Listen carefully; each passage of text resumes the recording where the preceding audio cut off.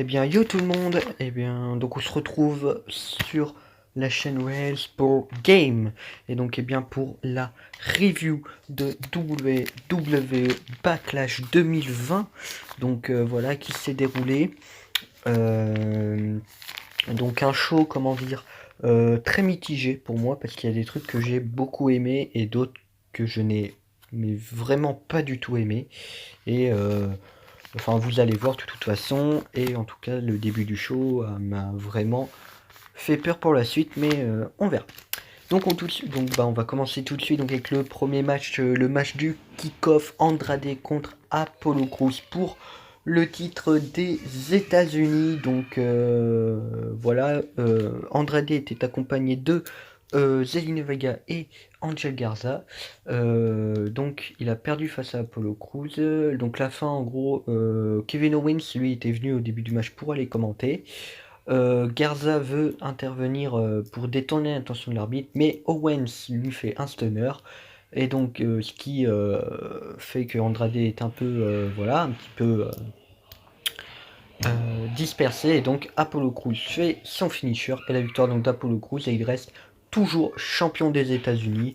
Bon, honnêtement, voilà, rien de ouf, c'est un match tranquille, quoi, un match de kick-off, rien d'important. Donc j'ai noté que le clip d'intro était bien sur Randy Orton et Edge. Dommage que ça ait été fait que sur Randy Orton et Edge. Mais bon, après, voilà, ils ont fait tout leur pay-per-view sur ça, donc je peux comprendre. En tout cas, très, très bon clip d'intro. Et donc on commence avec le match que, honnêtement, comme je vous l'avais dit, m'intéressait le moins. Pour le match, donc pour les WWE Women's Tag Team Champion, donc Nikki Cross, Alexa Bliss contre The Iconics et Bailey et Sasha Banks. Donc bah, un match honnêtement pas ouf, j'ai pas aimé ce que j'ai vu. Le seul point positif, c'est qu'ils ont mis 3 en même temps, ça c'est bien. Mais ouais, honnêtement, c'était pas un match ouf. Donc la fin, c'est en gros Peyton Ross qui veut faire en gros, il y a donc Banks et Bliss qui sont sur le tablier. Et donc en dessous d'eux, il y a trois autres catcheuses. Et en fait, Royce va passer entre la troisième et la deuxième corde pour rentrer dans le ventre des deux et pour tomber sur les autres. C'était plutôt pas mal, mais bon, c'était pas non plus voilà, fou. C'était assez plat comme match. Et puis ben, après, ça se termine. Bliss fait son finisher sur Peyton, mais Sasha Banks arrive et lui fait un petit paquet. Et donc, victoire de Bailey et Sasha Banks qui reste championne. Honnêtement, c'était pas un bon match. J'ai pas aimé ce match. C'était long. C'était long alors que ça n'a pas duré. C'est pas un match non plus qui a duré hyper longtemps, mais non, j'ai pas aimé ce match. Il n'y a pas eu même des spots fous. Après, je peux comprendre, mais il n'y a pas eu non plus de dynamisme. Et voilà. C'est un petit peu aussi ce que je vais noter pour le prochain match. Donc le prochain match, eh ben, qui est Jeff Hardy contre Sheamus. Donc bon, honnêtement, le match, c'est une domination de Sheamus. Euh, il y a aussi des spots qui sont un peu ratés, genre à un moment, Jeff Hardy sur la troisième corde, Sheamus le fait tomber et il retombe, mais il retombe en fait, en même temps qu'il retombe, j'ai l'impression qu'il rebondit et après il atterrit sur Sheamus puis il retombe par terre, enfin, ça a dû lui faire super mal. Euh, donc la fin du match, donc un twist of fate de Jeff Hardy, et donc et il enchaîne avec un Swanton Bomb sur Sheamus, mais Sheamus donc lui met le pied sur la corde. Enfin, je sais même pas trop si c'était la fin du match. Enfin, en tout cas, voilà, Jeff Hardy, en fait, le match était Sheamus domine. Jeff Hardy a des moments où il revient, mais Sheamus redomine. Et donc je me suis dit bon bah ils vont faire gagner le face, Sheamus domine, vas-y on va voilà, mais j'ai bien aimé quand même qu'ils aient fait gagner Sheamus. Donc Jeff Hardy, donc la fin du match, Jeff Hardy marche sur le rebord, donc entre les plexiglas et les barrières, et saute sur Sheamus, mais Sheamus lui fait un Brock kick, il le ramène sur le ring pour lui en refaire un autre, et 1, 2 et 3, et donc victoire du Celtics Warriors Sheamus. Un match bien, mais qui honnêtement a été long. Et une ultra dominance de Sheamus, voilà quoi, un point où ça aurait été vraiment fou que Jeff Hardy gagne, mais voilà. Donc un match potable pour, enfin un match de, pour moi c'était un match de, de, de, j'ai perdu le mot, de Raw ou de SmackDown quoi, de show comme ça. Donc le match, alors ça j'ai vraiment pas aimé. Le match pour le Raw Women's Championship, Asuka versus Nia Jax. C'était nul. Il n'y a pas eu de match, il n'y a pas eu de, il y a rien eu. Nia Jax, voilà, elle bouge un peu Asuka, elle lui dit ouais, t'as vu, je vais te faire comme j'ai fait à Kairi Sane. Oui, je crois que c'est elle. Je confonds avec Yoshiro. Non, c'est le Kairi Sane, ouais, voilà. Et puis, bah, elle s'énerve, donc elle la tape, elle lui fait une clé de bras, Asuka, Nia Jax en dehors du ring. Ils sont les deux décomptés à 10, et donc, eh ben, tout simplement, Nia Jax conserve son titre. C'était nul, c'était inutile, et honnêtement, ces résultats-là, dans un pay-per-view, c'est pas possible. Il aurait fallu, ou alors si tu veux faire ça, tu fais un match à Raw, où tu fais double descompte, et après tu fais le vrai match à Backlash. Mais non, voilà. Non, c'était vraiment pas bien, et c'était nul. Vraiment très nul. Donc le match d'après donc là, hein, le début du show était vraiment nul, les 3 premiers matchs, mais le reste de la carte m'a plutôt plu. C'était pas mal. Donc le match pour le Universal Championship, Braun Strowman donc affronté Miz et Morrison. Donc ce qui m'a fait beaucoup rire, c'est que le Miz et Morrison ont fait une musique en gros, et elle était pas mal. Voilà, j'ai marqué ça comme ça. Euh, j'ai vu que ouais, donc le Miz et Morrison ont fait des bons relais. Enfin, trouvé que voilà, ils jouaient bien le fait d'être en équipe. Euh, le Miz, alors à un moment, le Miz a empêché Morrison de faire le tomber alors qu'il venait d'enchaîner leurs 2 finishers. Et le Miz l'air totalement abruti en mode ouais, je suis désolé, je sais pas ce qui m'a pris et tout. Donc il veut refaire le tomber, mais Braun Strowman se, euh, se dégage, et donc il met KO le Miz, et après il reprend Morrison pour faire un Power Slam, et donc victoire de Braun Strowman, et toujours Universal Champion. Bon voilà, c'est un bon match quand même, un petit match. Bon, c'était pas non plus grandiose, mais voilà quoi, ça fait le taf. Ça, de toute façon, c'est qu'un programme d'attente pour Braun Strowman. Mais non, honnêtement, ça va, ça a été, j'ai plutôt bien aimé.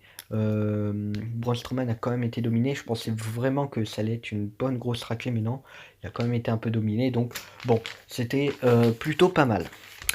Alors, le match où c'est tellement dommage. Le match donc pour le WWE Championship, donc Drew McIntyre contre Bobby Lashley. Alors, Bobby donc a attaqué Drew au début du match, alors parce qu'il avait un petit peu, voilà, Drew avait un petit peu confronté MVP, et donc Bobby l'a attaqué avec sa prise de soumission. Donc Drew s'est relevé pour le début du match. Euh, donc bah, Bobby domine le début du match, qui est évident vu qu'il l'a attaqué. Là, il y a une raison pour qu'il le domine. Euh, à un moment aussi, il veut essayer de le prendre sur ses épaules, mais tu vois, il est emporté par le poids de Drew McIntyre. À un moment, Drew, il est retombé sur la nuque, ça a dû lui faire mal. Il a un moment, ouais, donc jeté contre le poteau. Euh, Papa. Ah oui, aussi, ce qui est super, comme ils ont fait face à Brock Lesnar, à un moment, Drew s'est relevé de plusieurs prises à 1. Ça, c'est bien ça pour la crédibilité de Drew McIntyre, pour tout, ce qui peut représenter sa force. Enfin, c'est bien, ça le monte fort, et voilà. Donc, c'est très bien. Après, bon, voilà, c'est pas non plus, voilà, c'est sur des prises tranquilles, quoi. C'est pas de genre un finisher comme ils ont fait face à Brock. Il y a donc un spear de Lashley, mais alors là, c'est là où ça va devenir vraiment mauvais. Lana arrive. Euh, donc Lana qui est la femme de Bobby Lashley dans l'histoire de la WWE. Et donc elle monte déjà sur le bord du ring tranquille, elle reste sur le bord du ring, elle va pile devant MVP. Pile, j'avais vu venir. Et donc, bah, comme d'hab, à chaque fois qu'elle monte sur le tablier du ring, parce qu'elle peut pas faire un truc genre monter directement dans le ring, non, elle parle, je sais même pas pourquoi. Et, euh, et donc, eh bien, Lashley la frappe et elle tombe sur MVP, ce qui déconcentre Lashley. Claymore kick de Drew McIntyre et win de Drew McIntyre. Donc, Drew McIntyre reste champion. Euh, oh, cette fin de merde. J'ai bien aimé le match. Mais quelle fin de merde, quoi. Tu vois arriver dès qu'elle commence à monter. Dès qu'elle a commencé à monter, j'ai fait vas-y, c'est bon. Elle va se faire frapper, puis hop, elle va tomber, et voilà, quoi, ça va le déconcentrer. C'est dommage. Au pire, je sais pas, où tu fais ça avec MVP, mais pas avec Lana, quoi. Ou alors tu l'as fait venir dès le début du match, mais pas juste à la fin, juste pour qu'elle vienne tomber, c'est tellement dommage. Alors là, on va passer au truc que j'ai préféré, vraiment, du show, c'est donc, entre guillemets, le match pour les Raw Tag Team Championship qui n'a pas eu lieu. Donc, les Viking Riders devaient affronter les Street Profits, donc les champions. Alors, et donc là, c'est parti. Donc, les Viking Riders et les Street Profits s'affrontent sur le parking. Ford envoie donc parce que je sais plus leur nom, désolé, un des Viking Riders sur la voiture de Braun, donc il s'enfuit, il continue dans les coulisses après. Ils ressortent des golfs, les Street Profits sortent des, euh, des trucs là pour jouer au golf, je sais plus comment ça s'appelle, j'ai plus les mots. Viking Riders, eux, ils sortent des boucliers et des haches. Et donc, eh bien, pa, pa, pa, pa, pa. Et donc, bah, ils veulent pas trop les utiliser, puis ils commencent à partir, ils se réarrêtent, ils les posent par terre, et donc ils repartent en baston. Ah oui, il y a un des Viking Riders qui a pris une boule de bowling par terre, donc ils se rebattent. Et un de chaque équipe est mis à terre, donc il reste Scott Dawson et un des Viking Riders. L'un des Viking Riders donc, envoie la boule de bowling dans les boules de Montesford. C'était marrant, voilà, c'était marrant. Angelo, après, Dawkins, un peu plus tard, fait traverser la vitre à un des Viking Riders. Et donc, les deux viennent les chercher en disant wow, les gars, faut qu'on. Là, ouf, on est allé un peu loin, calmez-vous. Et donc, après, ils sont prêts à se réaffronter, sauf que des motos arrivent avec Akira Tozawa et des ninjas. C'est n'importe quoi. Et des ninjas, donc Akira Tozawa qui est le leader des ninjas. Il décide donc les deux équipes de faire alliance pour affronter les ninjas. Ils gagnent sans trop de difficultés en les détruisant bien. Mais Akira Tozawa fait appel à un autre ninja euh, qui est très très grand, et je crois que c'est un boxeur en fin de compte, Ketsu. Et donc, les deux équipes fuient et montent en haut des camions. Et donc ils commencent à s'enfuir. Et en haut, ils se refrappent. Et deux déjà commencent à tomber. Angelo et un autre tombent dans une benne à ordures. Et après, les deux autres suivent des équipes. Et donc voilà, on voit à la fin. À la fin, c'est tellement, mais tellement visibles, ils sont genre dans une benne à ordures, ils sont dans la benne à ordures, et genre ils fuient, tu vois genre une tentacule, mais tu vois tellement, tu vas avoir un mec derrière la caméra, yeah, yeah, yeah. Non honnêtement c'était marrant, voilà, j'ai passé un bon moment devant, c'était marrant, et puis ben non honnêtement, voilà quoi, c'était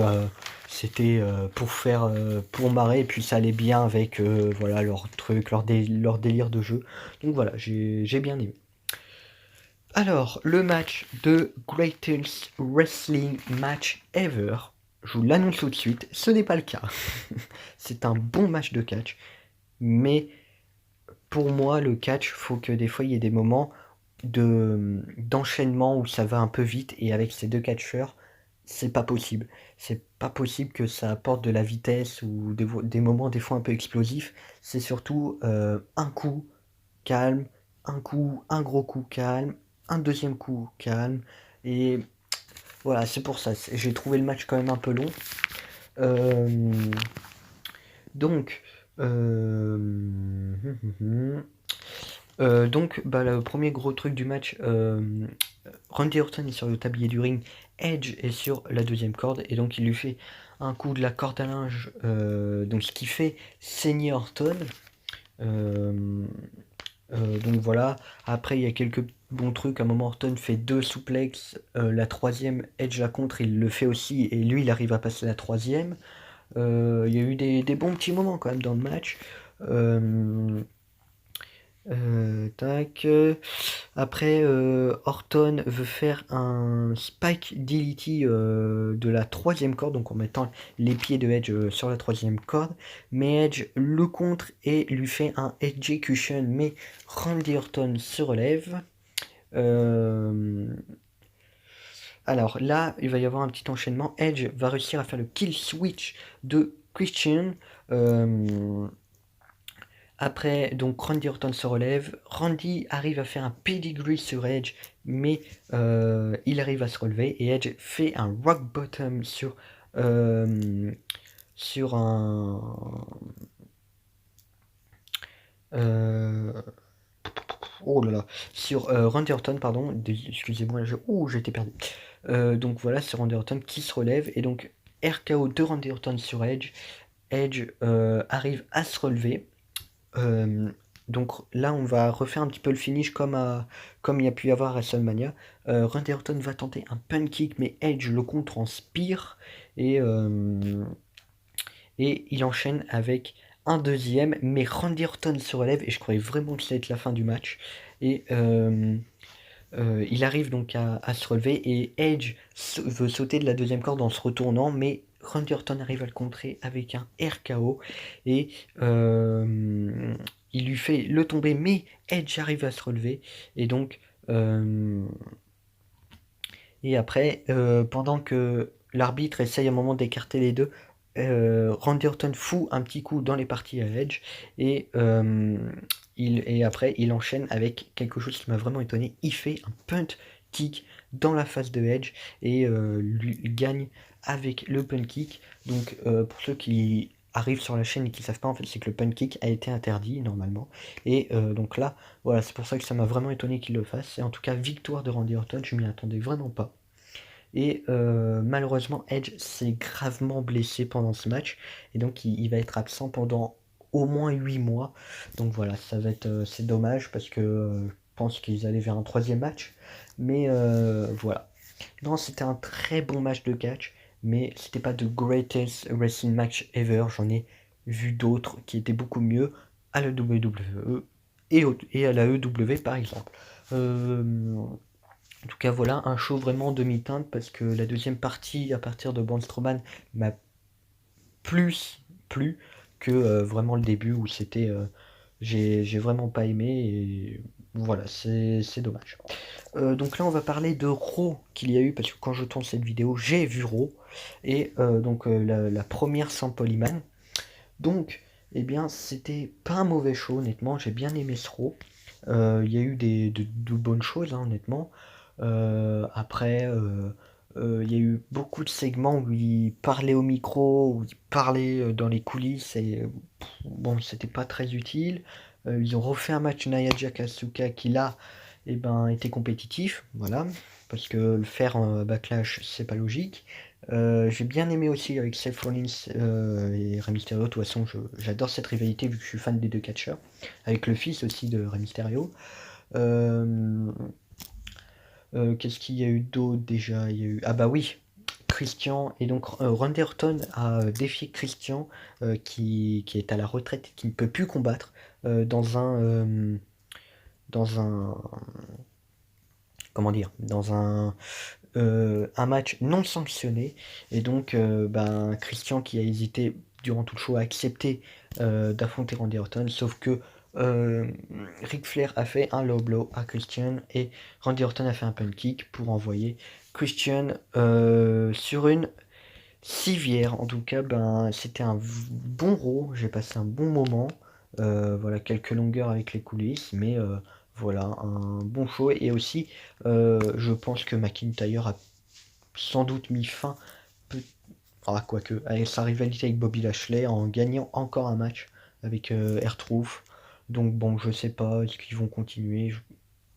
Ça serait idiot et voilà. Voilà, en tout cas, ben, j'espère que cette vidéo vous aura plu. Donc n'hésitez pas à vous abonner à la chaîne, à lâcher un gros pouce bleu, à dire en commentaire ce que vous avez pensé de Backlash 2020. Moi, comme je dis, un show en demi-teinte. Et puis ben moi, abonnez-vous, activez la cloche, tout ça. Et puis ben moi, je vais vous dire tchuss, à la prochaine pour une nouvelle vidéo. Allez, tchuss!